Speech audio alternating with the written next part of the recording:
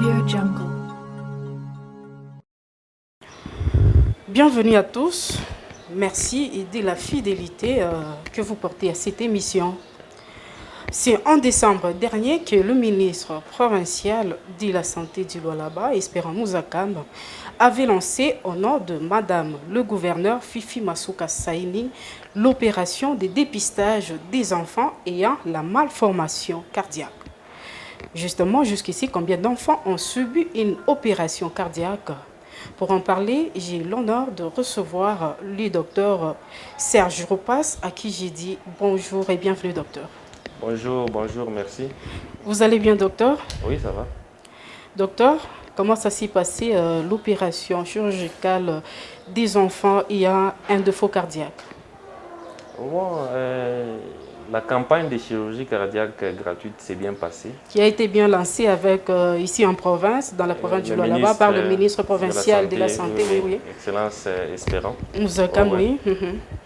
Donc, cette campagne de dépistage avait eu à mettre la main sur 17 cas d'écolosie, des enfants qui sont nés avec des malformations congénitales. Et vers la fin du mois de janvier, tous ces enfants ont été amenés à Lubumbashi, précisément au centre médical Diamant, où des examens encore plus approfondis ont été effectués sur eux. Et la confirmation de ces diagnostics des malformations a été faite. Et parmi ces enfants-là, 5 enfants ont eu l'opportunité d'être opérés gratuitement lors de la campagne qui a débuté le 29 janvier dernier ici. Bon, en fait, docteur, est-ce que les conditions pour une telle intervention chirurgicale étaient-elles réunies? Les conditions pour opérer les cœurs sont des conditions d'exigence énormes. Donc ici, présentement, à Kolwezi, nous ne réunissons pas ces conditions-là pour opérer, pour faire de la chirurgie cardiaque. Mais à Lubumbashi, au centre médical Diamant, en tout cas, toutes les conditions sont réunies. Il y a du matériel pour faire de la chirurgie cardiaque. Parce que ce qu'il faut dire, c'est que la chirurgie cardiaque peut se faire de deux façons. Elle peut se faire à cœur ouvert, donc on va ouvrir les cœurs, tout comme la chirurgie cardiaque peut se faire à cœur fermé. Alors pour faire de la chirurgie cardiaque à cœur ouvert, comme pour des enfants qui ont des trous que nous appelons des communications anormales entre deux cavités du cœur, il faut que ces cœurs-là soient arrêtés, soient mis au repos. On crée une forme de mort artificielle, on arrête ces cœurs et on les remplace par une machine qu'on appelle circulation extracorporelle. Cette machine jouera le rôle en même temps du cœur, il jouera les rôles des poumons et même les rôles des reins. Alors, c'est une machine qui coûte Justement, vous n'avez cher. pas assez de matériel pour une telle intervention. En tout cas, ici à Kolwezi, dans la province, nous n'avons pas encore ce genre d'appareils, des machines qui servent à la chirurgie cardiaque à cœur ouvert. Et il n'y en a pas. Mais au centre médical Diamant, il y en a. Donc on peut faire de la chirurgie cardiaque à cœur ouvert, à cœur fermé, comme cela s'est fait en Europe, en Afrique du Sud, au Maroc, aux États-Unis, au Canada. Donc les conditions ont été réunies au centre médical Diamant. Docteur, quelles en ont été les difficultés? Les difficultés, je pense que je peux épingler des difficultés où je n'ai pas été satisfait par le fait que certains des enfants de Kolwezi dépistés, porteurs de malformations cardiaques, n'ont pas été pris en charge, malheureusement. Pourquoi? Parce que avant l'opération, il y a quelques examens paracliniques qui se font, dont les examens des laboratoires, pour essayer de voir, d'exclure des infections chez ces enfants, parce qu'on ne peut pas opérer un enfant qui a une infection. Parce qu'après l'opération, l'infection peut se généraliser et il peut y avoir des complications et l'enfant peut mettre beaucoup de temps en soins intensifs et même à mourir. Alors, il s'est fait que beaucoup d'enfants de Kolwezi ont manifesté des infections, du paludisme, des infections respiratoires, certaines infections virales, ce qui a fait que sur les 17 enfants de Kolwezi, où 15 devaient passer par la chirurgie cardiaque. Donc, selon vous, docteur, il fallait d'abord attaquer le paludisme avant de passer à l'opération. Oui, or la campagne, elle est précise, elle s'est faite sur 2 semaines. Justement. Alors, quand on vous trouve avec une infection, on commence à vous prendre en charge. On doit se rassurer que ce paludisme-là est terminé et qu'il n'y a pas une autre infection qui est venue. Donc, la plupart des enfants de Kolwezi qui n'ont pas été pris en charge, parce qu'ils ont développé une infection virale, la malaria ou autre infection urinaire et tout ça. Ça fait qu'on les a mis sous traitement contre ces infections-là et n'ont pas, disons, leur programme opératoire a été reporté. Voilà. C'est une difficulté. Voilà, docteur, jusqu'ici, combien d'enfants ont subi une opération cardiaque? Sur les 17 enfants qui avaient des malformations, 15 devaient passer par la chirurgie cardiaque. Et sur les 15 là, 5 ont été opérés gratuitement à l'hôpital médical.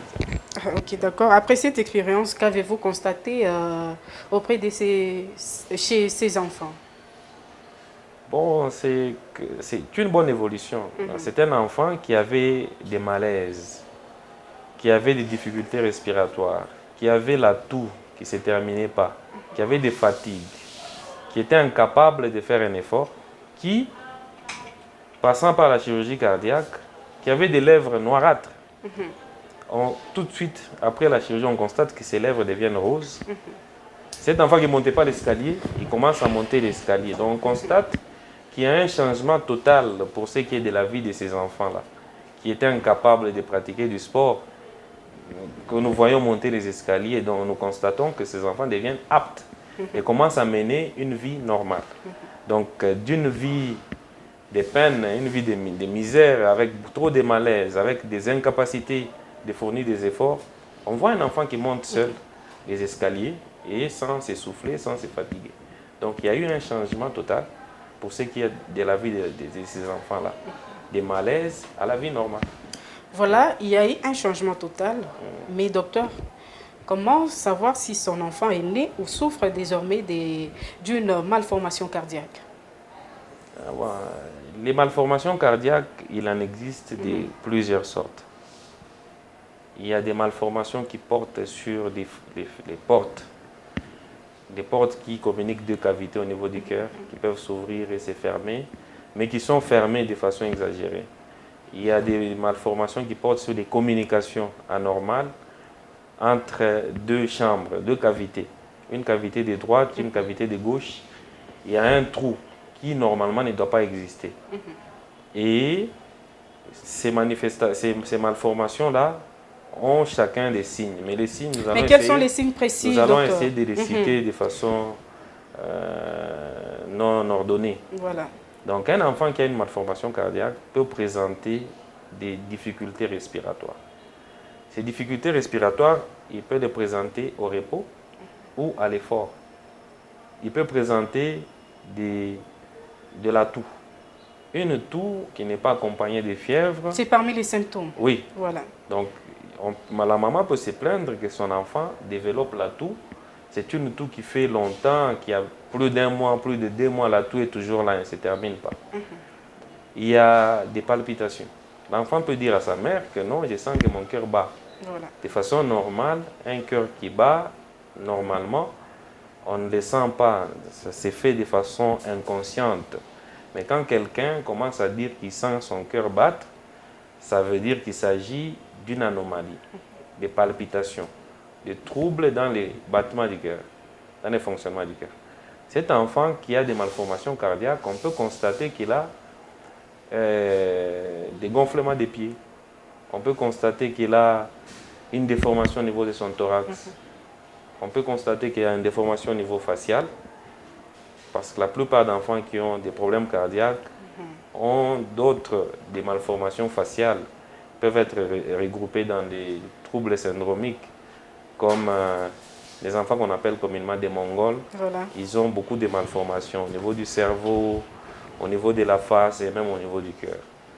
Donc on peut voir des malformations au niveau de la face, au niveau du thorax. D'autres peuvent avoir des malformations au niveau des doigts et des orteils, où on constate que les ongles sont incurvés et les bouts des doigts ou les bouts d'orteils sont plus volumineux que les autres parties. Donc on appelle ça l'hypocratisme digital. On peut constater aussi que les enfants ont des lèvres noirâtres, pour ne pas dire bleuâtres, ça s'appelle la cyanose. C'est dû à une augmentation du taux d'hémoglobine non chargée en oxygène dans le sang. Et d'autres enfants peuvent même présenter de la paralysie. Donc un seul côté du corps devient fatigué, l'enfant ne sait pas s'émouvoir parce qu'il y a eu des caillots de sang qui se sont formés et qui ont migré de la droite à la gauche et ça a été mobilisé vers le cerveau. D'autres même peuvent développer des infections au niveau du cerveau à cause d'une malformation au niveau du cœur. Donc il y a beaucoup de ces signes-là. D'autres, c'est un gros ventre avec un gros foie, des pieds qui gonflent, des vaisseaux jugulaires. Donc il y a beaucoup de signes qui peuvent accompagner, qui peuvent être suspects d'une malformation cardiaque. Docteur, quel est votre mot de la fin, bien sûr, par rapport à la campagne qui a été lancée en décembre dernier par le ministère provincial de la Santé, sous le haut patronage d'ailleurs du gouverneur de la province de Lualaba, Madame Fifi Masuka Saïndi. Votre mot de la fin, docteur? Le mot de la fin, ça sera des remerciements à l'autorité provinciale, Madame le gouverneur Fifi Masuka, qui avait aidé cette campagne de dépistage par l'entremise de son ministre de Santé, Espérant Mouzakam, qui avait lancé même la campagne de dépistage des malformations congénitales. Des remerciements. Et après, nous allons informer, donc en conclusion, informer les parents qui ont des enfants porteurs de malformations cardiaques, avec des signes que nous venons de citer, que l'espoir doit toujours être gardé, du fait que à ce jour, avoir une maladie cardiaque, une malformation cardiaque congénitale, à mon avis, ce n'est plus synonyme d'être condamné à mort. Il y a une solution, il y a des solutions. Et ces solutions sont déjà dans nos milieux, donc à quelques kilomètres de Kolwezi. Voilà. Il y a des solutions au centre médical Diamant. Voilà. Il faut garder espoir, il faut s'informer. Il faut dire, quand un enfant présente des signes suspects, il faut dire au personnel de santé les plus proches. Il va référer, ça peut arriver à la zone de santé. Et là, nous serons contactés pour essayer de voir cet enfant, de le dépister et puis l'orienter pour que cet enfant puisse bénéficier d'une prise en charge. Donc, il faut garder de l'espoir. Il faut garder de l'espoir. C'est par ici, très chers fidèles internautes, que nous mettons un point final dans cet entretien. Merci et à la prochaine.